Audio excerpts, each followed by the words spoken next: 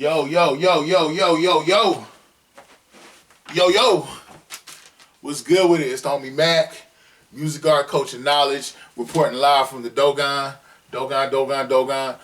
Peace and love to all. Yeah, I appreciate all the likes, all the shares, all the comments, all the subscribers. This channel is growing exponentially through the roof. In the middle of a pandemic. All y'all be safe, stay hygienic, wash your hands, take the time out to give your mind a break from all this madness, because it's definitely madness. But yeah, let's get to it. Like, share, comment, subscribe. Subscribe to the YouTube channel 82 Kings. Follow the movement on Instagram at MACK_82. Real quick, this episode will basically be entitled the 7th Kalvary of the Watchmen and the Politics of White Supremacy. Let's just dig into it. The 7th Kalvary, when I say 7th Kalvary, again, I mentioned Watchmen being a DC comic. I was not talking about the Watchmen that are a U.S. Army military regiment, Army Reconnaissance, that was founded in 1866, located at Fort Hood in Texas. I was not talking about them. I'm talking about the white supremacist organization in the DC comic world, specifically the Watchmen. The 7th Kalvary, they took Rorschach, who is a protagonist. A protagonist in the Watchmen series. They took his journal, and they misappropriated the things that he was talking about and saying. He was just talking about how the future was going to be really dark and grim or dystopian. And somehow, in some convoluted way, members of the 7th Kalvary processed this to mean that they had to go extreme with their white supremacy and murder everything that is non-white.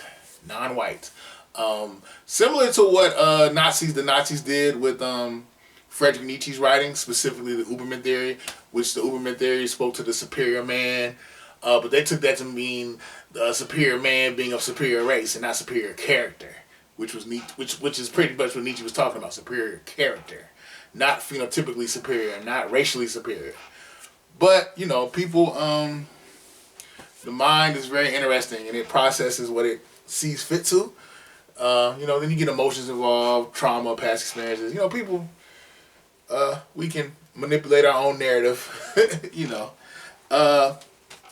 But yeah, let's go back to Rorschach. Rorschach, I know I might be butchering his name. Rorschach, he, again, protagonist on The Watchmen. He would wear a mask that had these ink blots in it that would move and shape and shift, similar to the Rorschach test. Rorschach test. The Rorschach test was actually created by a Swiss psychiatrist named Hermann Rorschach, and pretty much the test was set up to decipher your organic emotional intelligence, as well as just how your brain processes things. Like, it could be an ink blotch, and to me, it could be a piece of cheesecake. With somebody else, it could be Jesus doing the moonwalk. It's just the way your brain processes things. But yeah, let's talk about it. In the comic world, 7th Kalvary, they were white supremacists. Their end game was to pretty much dismantle all things that are non-white, and to create a society where white people are at the top. White people at the top, and they were going to do this through a means of was it not necessarily biological, well, scientific warfare. They wanted to take in the HBO series, at least, because I've known about the Watchmen, but I watched it through the HBO series specifically. They wanted to use Dr. Manhattan, who was a black man, or suffice for them, a man of color. Woo! Excuse me. Wait, I think I got one more. Okay, I'm good. Specifically a man of color, black man. They wanted to use all the ions and the atoms, all his power. They wanted to engineer it and contain it, weaponize it, and use it against all non-whites. Now, in the Watchmen series, the 7th Kalvary, there are a bunch of white supremacists. They even go as far to knock off policemen, to the point where policemen had to walk around concealing their identity. Actually, Rorschach, I know I'm bouncing around, but Rorschach, he popped up on the first Watchmen in 1986. He was created by Alan Moore and Dave Gibbons.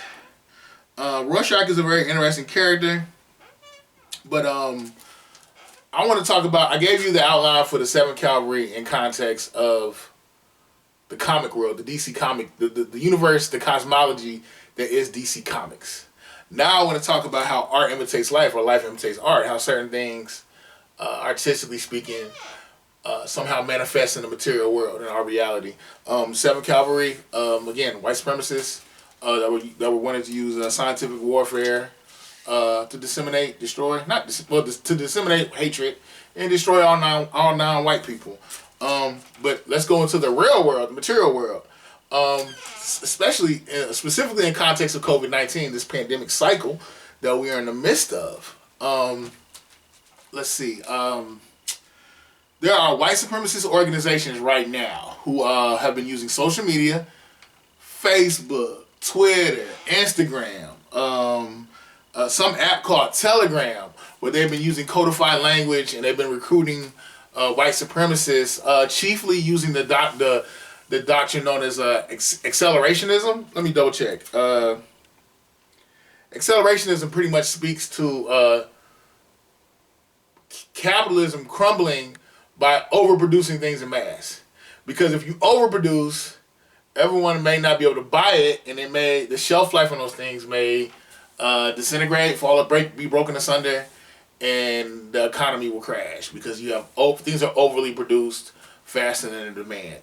And then the theory is like Agenda 21, New World Order, Communist China, they're going to bring their economy here. This whole galaxy of what ifs, possibilities, nuances, they've been using that fear to recruit more white supremacists in. And some of them have even been going as far to orchestrating acts of biological warfare, germ warfare, by telling white people, if you have COVID-19, go around some Jews, spit on a Jew, spit on a cop, lick a doorknob in a black community, spit on a Mexican, just find different minorities. I hate using that term, I use it against my will, minority, but different ethnic groups, let's terrorize them with this virus. But the thing is, it's kind of goofy because you think about it, like if you have the virus is highly communicable, highly infectious.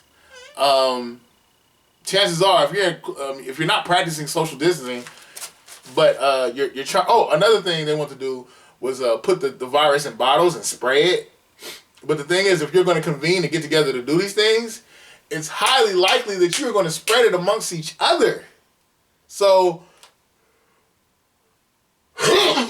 so in a lot of ways, it's a suicide mission.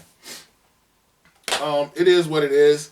But I know, a lot of people, we're arguing about if LeBron is better than Jordan, or Jordan is better than LeBron. I get it, but let's not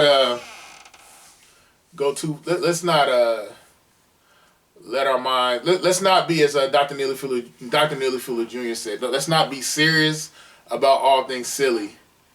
Let's not be serious about all things silly and silly about all things serious. I understand you want to play. I mean, anybody. But let's keep things in context. Let's be smart about how we move. But yeah, another example is Tim Wilson, was a white supremacist in March of 2020, March 24th specifically. I guess him and his white supremacist buddies got together and they said, what are we gonna do? Are we gonna shoot up a mosque? Are we gonna destroy a mosque? Are we gonna go to a synagogue? What are we gonna do? They choose to go to a hospital and shoot up a hospital.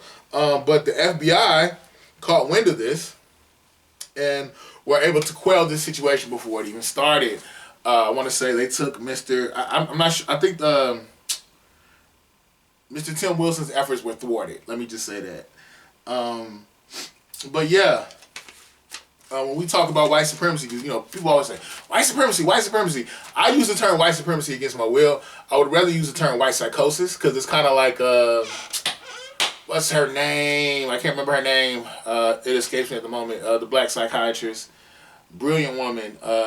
She said, "True superiority speaks for itself. You don't have to constantly tell me you're superior. And if you have to constantly try to enforce your superiority, you're not really superior, and there's something wrong with you. There's a level of insanity if you feel like you have to perpetually tell me you're superior. It's like a little kid walking around saying, I'm better than you, I'm better than you. That's nonsense. But yeah, white supremacy is, let's get to the dynamics of it. White supremacy is a system of racial subjugation against non-whites in every area of human relation. Be it entertainment, education, labor, politics, law, religion, sex, war, and economics. If it ain't white, it ain't right, essentially. Calling somebody the N-word, that's the least you could do. But to politically disenfranchise them, to cut them off from resources, you got it. That's racism, specifically white supremacy, because you're cutting off non-whites, all non-whites from forward progress, be it economically, socially, all forward mobile progress.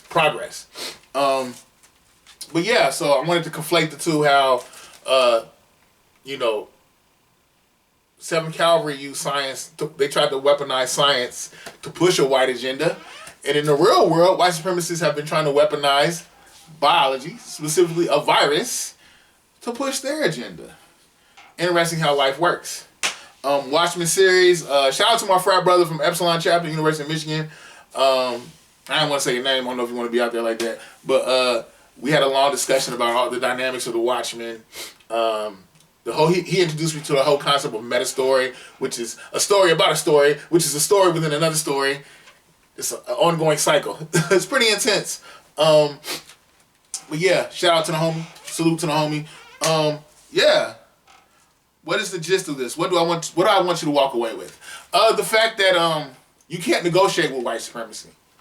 White supremacy can be almost hypnotic, where it's like my homie told me from Epsilon chapter, to hypnotize somebody is to really pretty much steal their reality. And just R.I.P. to Aubrey, the brother that was hunted like an animal and shot in Glenn County in Georgia. R.I.P. to him.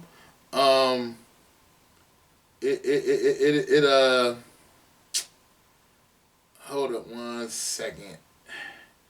It just really speaks to the fact that the politics of white supremacy have not changed. The end game is the same. R.I.P. to Ahmaud Arbery. The end game is the same. And my thing is, I don't want to supplant white supremacy with black supremacy or Latino supremacy or any other form of supremacy, because the thing is, oppression, the face of oppression can change, but the dynamics of it will be the same. I want to replace and restore white supremacy with justice. The lofty ideals in the Constitution, life, liberty, justice, pursuit of happiness, that manifests justice above all. But yeah, watch the Watchmen series. The gist of what I'm getting at is, I think by and large, and one of my cousins had told me this, it's going to take white people to dismantle white supremacy.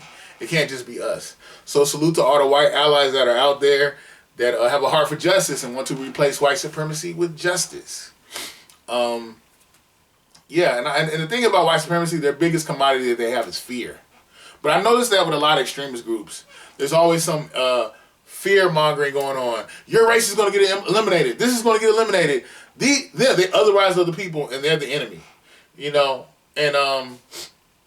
there has to be some type of middle ground there. But that's a whole nother discussion. Like, share, comment, subscribe. Subscribe to the YouTube channel 82 Kings. Follow Moon on Instagram at MacTV_82. Watch out for that social distancing lifestyle and toilet paper project coming out soon. Produced by the homie Franco. Produced by the homie DJ Cash. Engineered at Black Hole Studios. Shout out to the homie Jack Brown. Signing out from the Dogon. Like, share, comment, subscribe. I'm gonna have some interesting articles that y'all can read in the description box. Signing out from the Dogon. Peace and love. I'm out. Be safe.